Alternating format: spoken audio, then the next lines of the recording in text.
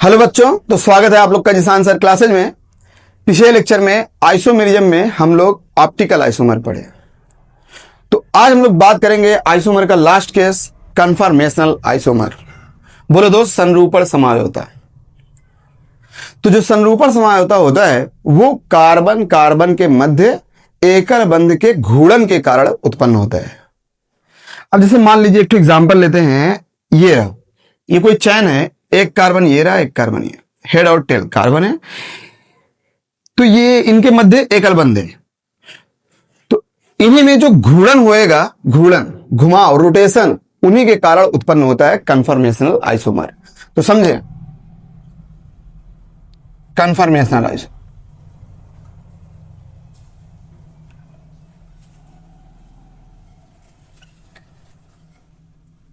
Carbon carbon के मध्य एकल बंध के घूर्णन के कारण उत्पन्न होता है।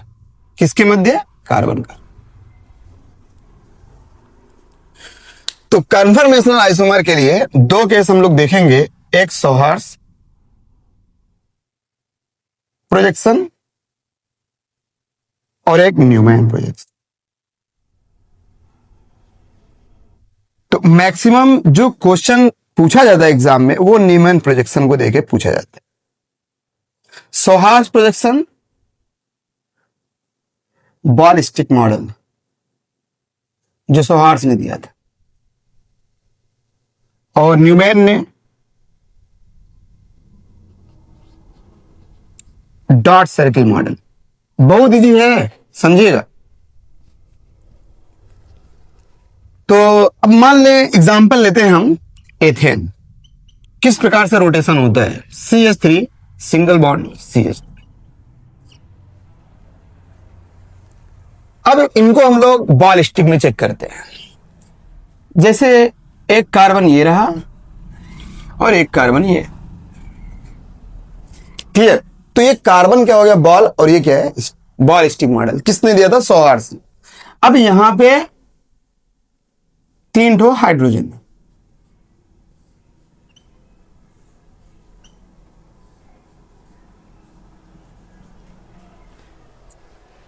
अब देखिए रोटेशन होता किस प्रकार से। जैसे यहां पे ये दोनों हाइड्रोजन किस रूप में है? ग्रसित रूप में। ग्रसित बोले तो इक्लिप्स बोलते हैं। ये दोनों आपस में जुड़े हुए हैं। अभी जब न्यूमैन प्रोजेक्शन बताएंगे ना तो ये और इजी हो जाएगा, समझिएगा। तो यहां पे इनका जो रिपल्सन होता है वो अधिक होता है। तो हम लोग कह सकते हैं इनकी स्टेबिलिटी कम होता है। एनर्जी क्या होएगा? अधिक होगा। ये कौन सा रूप है? इक्लिप्स्ड। इसको इक्लिप्स बोल, ग्रसित फॉर्म। क्लियर? जो इसमें डाइहेड्रल एंगल होता है ना, द्वितल कोण,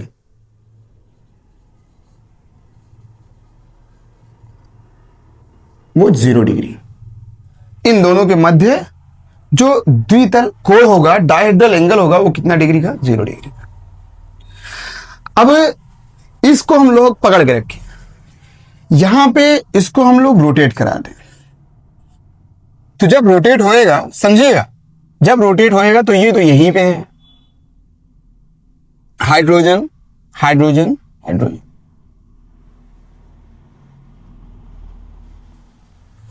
जब ये रोटेट होएगा 60 डिग्री पे रोटेट होता है। कितने पे? 60 डिग्री पे। तो ये हाइड्रोजन कहां आएगा? यहां पे। ये हाइड्रोजन कहां जाएगा? थोड़ा 60 डिग्री इधर घूमेगा। और ये हाइड्रोजन। तो कहने का अर्थ क्या?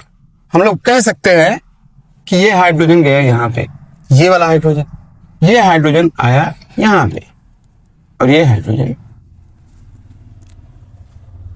क्लियर? तो इनमें क्या होगा? रिपल्सन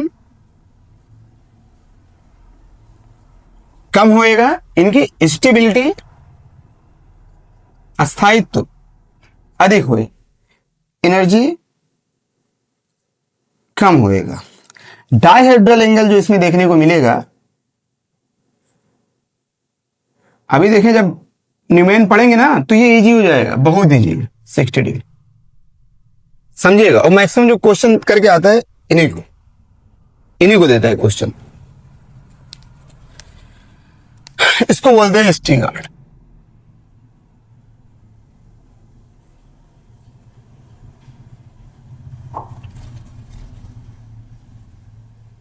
सांतरित रूप और ग्रसित रूप,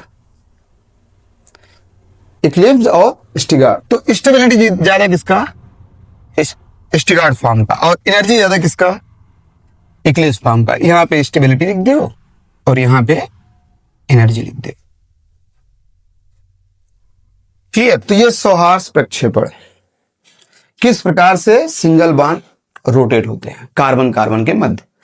अब न्यूमैन प्रोजेक्शन समझिएगा, वो इजी हो जाएगा। यहां पे एक ना एग्जांपल लिए। अब यहां पे क्या है, क्या बोल रहा है? Dot circle model.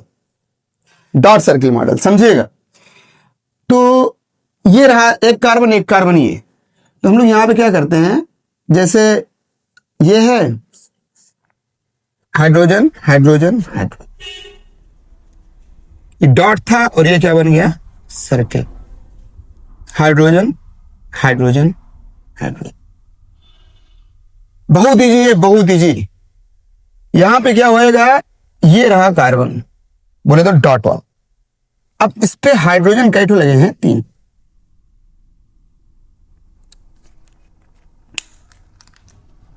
एक तो सर्किल बना दो। डॉट सर्किल यही ना है। एक हाइड्रोजन यहां डाल दो, एक यहां पे, एक यहां पे। क्लियर? सभी हाइड्रोजन हाइड्रोजन के बीच जो डाइहेड्रल एंगल आपको देखने को मिल रहा है वो कितना डिग्री का? 60 डिग्री। अरे है कि नहीं? तो इसका मतलब ये कौन सा फॉर्म है? स्टिंगर। अब इनको 60 डिग्री पे रोटेट करा, तो ये रहा डॉट, हाइड्रोजन हाइड्रोजन हाइड्रोजन। अब यहां पे सर्किल जब रोटेट होएगा, समझिएगा, 60 डिग्री रोटेट कराएंगे तो ये हाइड्रोजन कहां आएगा? इसके पास। ये हाइड्रोजन यहां पे, ये हाइड्रोजन यहां पे। तो बताएं क्या होएगा? ये हाइड्रोजन चले जाएगा सर्किल का इस हाइड्रोजन के पास, यहां पे, यहां पे। डाइहेड्रल एंगल कितना पता? 0 डिग्री। तो ये जो केस देख रहे हैं ना, ये यही है, और जो ये केस देख रहे हैं वो ये। क्लियर? ये क्या है? इक्लिप्स। स्टेबिलिटी ज्यादा किसका होएगा? स्टिगार्ड। अब हम लोग और क्वेश्चन देखेंगे। और हम लोग क्वेश्चन देखेंगे किस तरीके से क्वेश्चन पूछता है। ये आसान केस था, ये एग्जाम में आएगा भी नहीं आपके, जो आएगा वो अब हम करने जाएंगे। समझ में आया? और मैक्सिमम जो केस देखेंगे हम लोग वो इन्हीं का डॉट सर्किल के आधार ना। देखें, बहुत आसान है, समझिएगा। एग्जाम्पल लेते हैं प्रोपेन।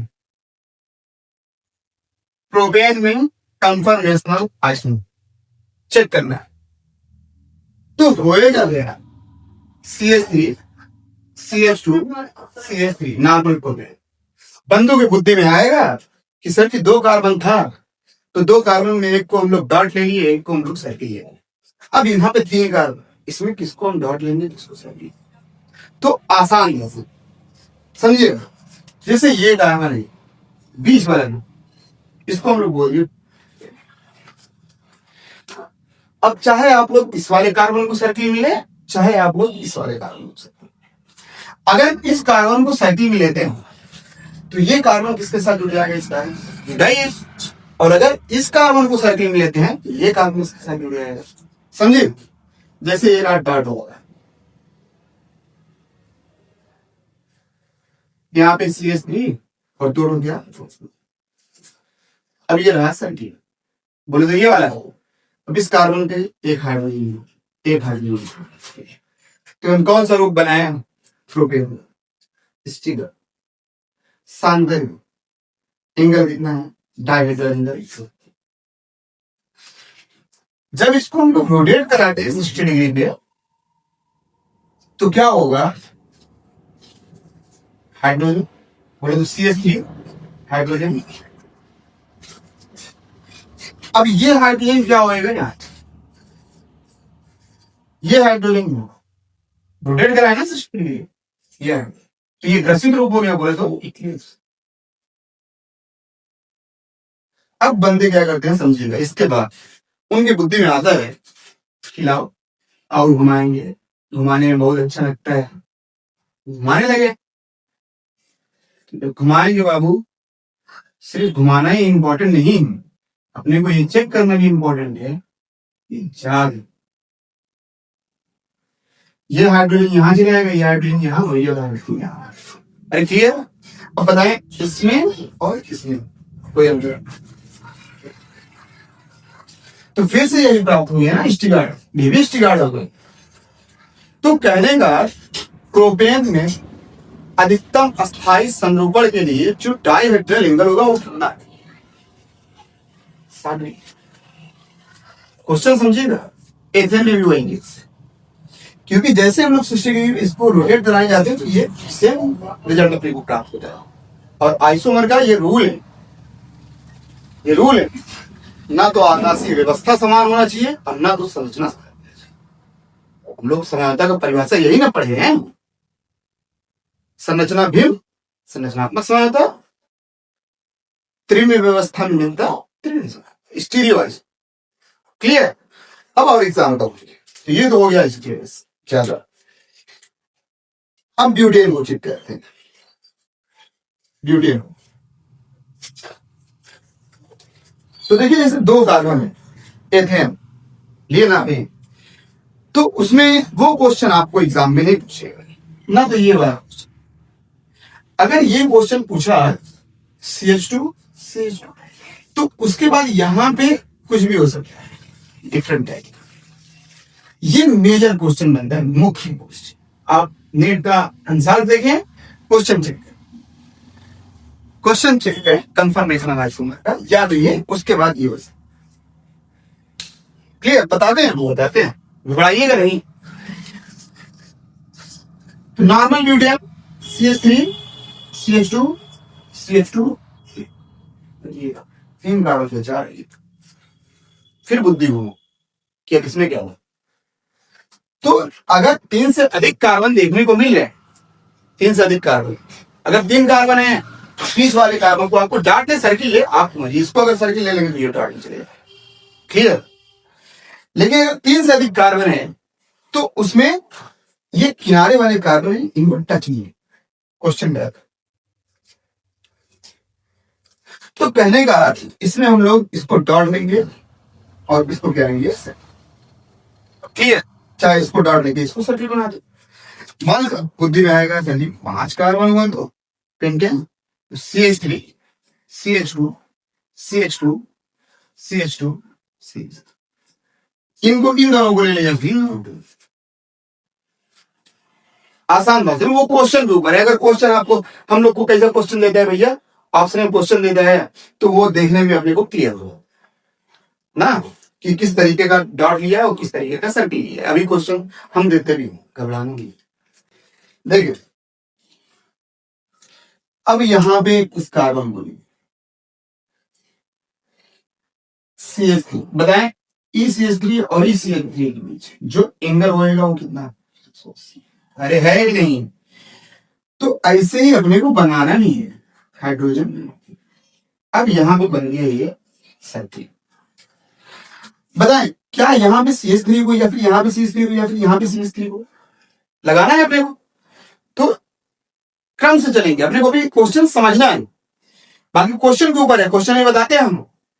बताइए ये CH3 यहाँ पे, ये CH3 यहाँ पे, कहने का जो CH3 आएगा वो यहाँ पे आएगा, एग्जैक्ट पोजीशन CH3 का यहाँ ना। यहाँ पे क्या हो जाएगा, हाइड्रोजन। और अब जो हमें कंपेरिजन करना है, देखिए यहाँ पे कंपेरिजन किसका किए थे भैया, एक तो CH3 था, बाकी सब हाइड्रोजन, तो हम लोग CH3 का हाइड्रोजन के साथ कंपेयर करेंगे। अब यहाँ पे बताए ये रहेगा, परंतु ये जो सर्किल भी है तो रोटेट होएगा। तो जो कंपेरिजन यहाँ पे होने जाएगा हमारा और आपका, वो किसके साथ होएगा, CH3 के साथ। क्लियर? तो ये दोनों CH3 कहाँ है? एक दूसरे के एनडी है, और किस फॉर्म में है? स्थिर। तो इसको बोलते हैं एंटी स्टेट। दोनों के बीच जो एंगल है वो कितने का है? 180। जब यहां पे हम इसको 60 डिग्री पे रोटेट करते हैं, 60 डिग्री पे रोटेट, तो होएगा क्या? CH3 हाइड्रोजन, जब रोटेशन कराएंगे तो ये कहां जाएगा? यहाँ पे CH हाइड्रोजन।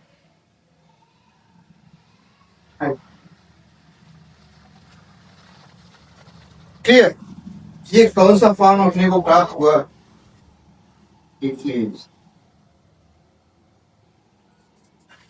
समझिएगा। यहाँ पे इस CH3 और इस CH3 के बाद बीच में जो एंगल था वो कितना? 180 का। अब बताइए यहाँ पे कितना बचा? 60 डिग्री रोटेट हो गया तो कितना एंगल? 180। फिर से इसको 60 डिग्री, जब तक एंगल 0 ना हो जाए। देखिए यहाँ पे एंगल, जैसे यहाँ पे गए, यहाँ पे एंगल कितना 0 था? 0 डिग्री ना। जब तक एंगल 0 ना हो जाए तब तक अपने को घुमाते हो। पता है यहाँ से क्या होएगा? CH3 हाइड्रोजन, ये बन गया सर CH3 हाइड्रोजन। ये भी स्टीगार्ड को, अरे है कि नहीं? स्टीगार्ड ये भी, परंतु इसको बोला जाता है स्टीगार्ड काउच। स्टीगार्ड काउच। बचा कितना एंगल? 60 डिग्री, वो भी रोटेट करा।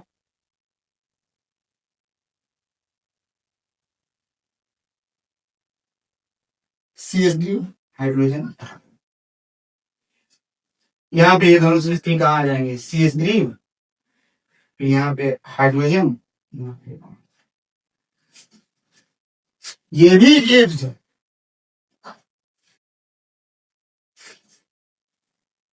परंतु किस तरीके का इक्लिप्स? देखिए इक्लिप्स ये भी, इक्लिप्स जो भी, किस तरीके का इक्लिप्स है तो बताएं तरीका। इसको बोलते हैं फुली पूर्ण ग्रसित। ये पूर्ण ग्रसित नहीं, ये CH3 हाइड्रोजन का CH3, यहाँ पे दोनों। क्लियर?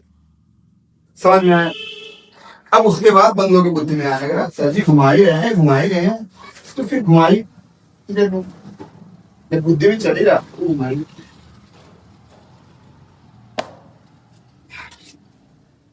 इसको अगर फिर से 60 डिग्री पे रोटेट कराना हुआ तो बताएं जो अपने को रिजल्ट प्राप्त होएगा। CH3 हाइड्रोजन, अब ये CH3 यहाँ पे, हाइड्रोजन यहाँ पे, हाइड्रोजन जो ये हमें प्राप्त हुआ है,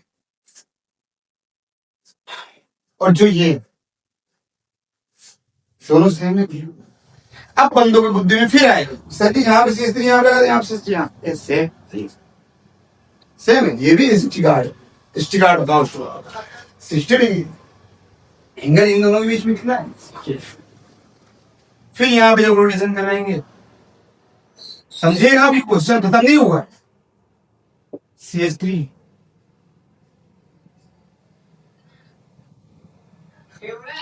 हाइड्रोजन,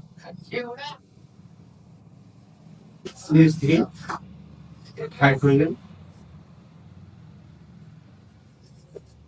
फिर यहाँ पे CH3 हाइड्रोजन। अरे सर जी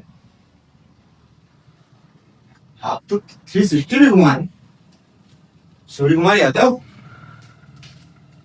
यहाँ पे 360, यहाँ पे 300, यहाँ पे 240। परंतु ये केस अपने पास ये रहा, ये केस अपने पास ये रहा, और ये केस अपने पास ये। तो जो फॉर्म अपने को प्राप्त होंगे वो 4 ही प्राप्त। कहने का अर्थ जो नॉर्मल ब्यूटेन है उसमें अधिकतम स्थायी संरूपण के लिए जो एंगल होगा वो कितना, 180।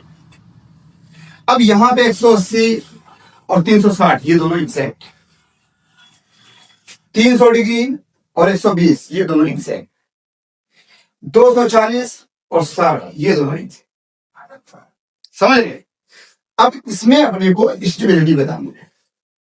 स्टेबिलिटी तो स्टेबिलिटी सबसे ज्यादा किसका, स्टिगार्ड एंड स्टिगार्ड एंड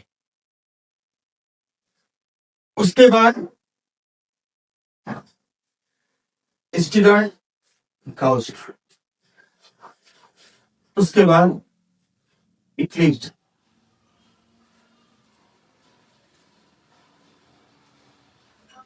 फुली इसकी स्टेबिलिटी। अब बताएं स्टेबिलिटी जिसकी सबसे कम उसकी एनर्जी सबसे ज्यादा, या फिर आप लोग बोल सकते हैं रिपल्सन भी उसका सबसे ज्यादा।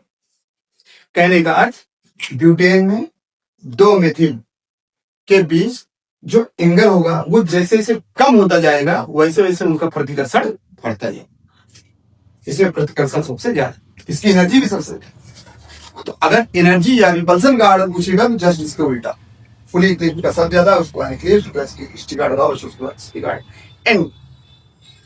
क्लियर? ये रहा ब्यूटी। अब हम लोग देखते हैं एथिलीन ग्लाइकॉल। एथिलीन ग्लाइकॉल जबरदस्त केस है।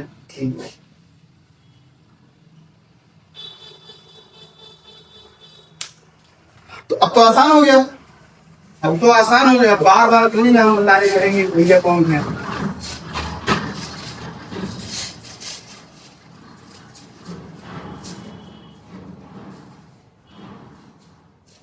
ठीक है, ये क्या है, स्टिगार्ड एंड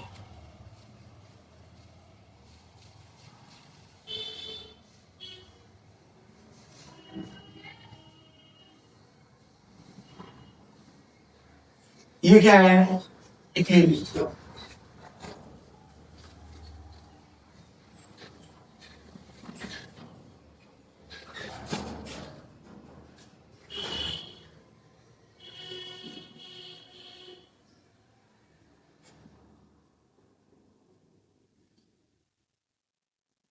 ये क्या है, गाउस।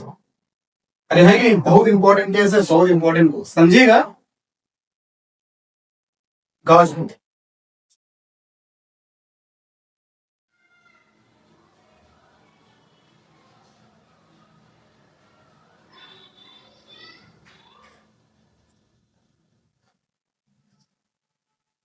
ये क्या हो जाएगा, पूरी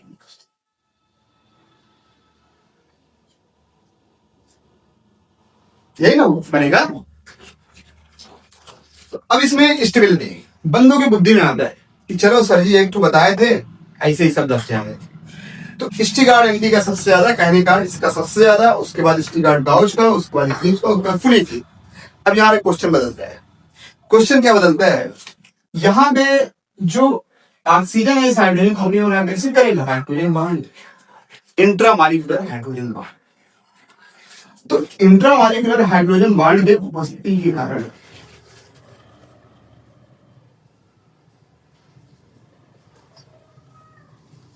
जो इनकी स्टेबिलिटी होगी, ये आपको चेक करना है कि कहीं हाइड्रोजन बॉन्ड लग तो नहीं रहा है। अगर हाइड्रोजन बॉन्ड लगा तो इसका मतलब जो गाउस फॉर्म होएगा वो अधिक स्थायी हो जाएगा। किससे? कहने का ये अधिक स्टेबल होएगा एंटी स्टिगार्ड। उसके बाद जो आप लोग जानेंगे इक्लिप्स और फुली। क्लियर?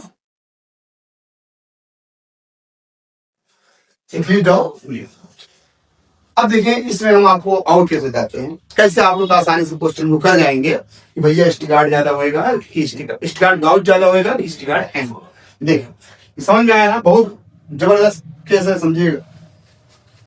तो जैसे ये एथिलीन ग्लाइकॉल है, अब इसमें 2 OH संग लगे हुए, तो एक OH को कॉमन रख बोल दो, ये कॉमन अब यहां पे OH के स्थान पे फ्लोरीन, क्लोरीन, ब्रोमीन,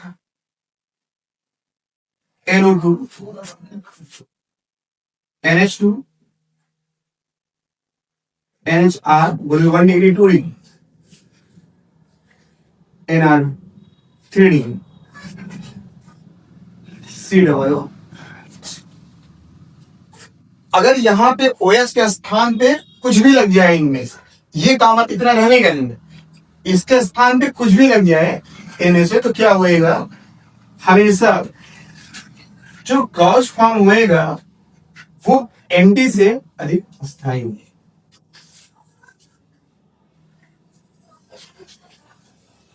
हमेशा। लेकिन यहां पे अगर फ्लोरीन लगा के यहां भी फ्लोरीन लगा लो, यहां पे फ्लोरीन लगा के यहां भी फ्लोरीन लगा लो, तब बता, जैसे कहने का CH2, CH2, Cl और Cl, तो इस केस में जो ND होएगा वो अधिक स्टेबल होएगा गाउस से। क्यों? क्योंकि यहाँ पे हाइड्रोजन बॉन्ड आएगा ही, यहाँ पे क्या होगा, हाइड्रोजन बॉन्ड आएगा। हाइड्रोजन बॉन्ड जब हाइड्रोजन परमाणु किसी अधिक विद्युत परमाणु से जुड़ा होगा तथा तो कोई अन्य अधिक विद्युत परमाणु हाइड्रोजन को अपनी ओर आकर्षित, तो यहाँ वो तो फ्लोरो, तो ऐसे केस में ND जो होगा वो गॉस से अधिक स्थायी होगा। ये चक्कर में ना रहेगा कि दोनों तरफ फ्लोरीन लग गया, दोनों तरफ कौन लग गया, फिर भी नहीं, ये चीज कॉमन, इतना कॉमन, यहाँ पे आप OH का स्थान पे अगर ये लग रहे हैं तो उसमें हाइड्रोजन बॉन्ड आएगा, इंट्रामॉलिक्यूलर हाइड्रोजन बॉन्ड, और उस केस में जो गॉस फॉर्म होगा वो ND से अधिक। क्लियर? थोड़ा सा साइक्लो कंपाउंड में हम लोग देख लेते हैं कंफर्मेशन एनालिसिस में, सासे ने बताया था, तो ये है cyclo compound, chair, board, twisted board और हाफ चेयर। तो यहाँ पे अगर इन दोनों का कंपेरिजन किया जाए, इन दोनों का सिर्फ चेयर और बोर्ड का, देखिए चेयर की तरह है, बोर्ड की तरह, तो यहाँ पे क्या होएगा, यहाँ जो हाइड्रोजन है यहाँ पे है, यहाँ पे हाइड्रोजन है, यहाँ क्लियर, यहाँ पे हाइड्रोजन, यहाँ पे, यहाँ पे, तो यहाँ पे क्या हो गया, रिपल्सन अधिक हो जाएगा यहाँ, और रिपल्सन अधिक, तो इसका मतलब इसकी स्टेबिलिटी कम, ठीक है, और यहां देखिए रिपल्सन कम होएगा, इसकी स्टेबिलिटी अधिक। ऐसे इसमें भी ये ट्विस्टेड बोर्ड है और ये हाफ चेयर, ट्विस्टेड बोर्ड और हाफ चेयर, तो इसमें क्या होगा, ट्विस्टेड बोर्ड का स्टेबिलिटी ज्यादा, इसका कम। परंतु अगर चारों को एक साथ में दे दिया, चेयर, बोर्ड, ट्विस्टेड और हाफ चेयर, तो इसमें हम लोग स्टेबिलिटी कैसे बताएंगे, इसका ज्यादा इसका कम, इन दोनों के कंपेरिजन में ये ज्यादा, ट्विस्टेड बोर्ड और हाफ चेयर में ट्विस्टेड बोर्ड, चेयर की स्टेबिलिटी सबसे ज्यादा, उसके बाद ट्विस्टेड बोर्ड की, ट्विस्टेड बोर्ड, उसके बाद बोर्ड की, और सबसे कम स्टेबिलिटी होगा हाफ। ये कंफर्मेशन भाषण। तो यहाँ पे चैप्टर समाप्त होता है आइसोमेरिज्म। अगला हम लोग फिजिकल केमिस्ट्री में सॉल्यूशन देखेंगे। आप लोग क्वेश्चन दे रहे हैं, क्वेश्चन ट्राई करिएगा, चैनल को शेयर सब्सक्राइब।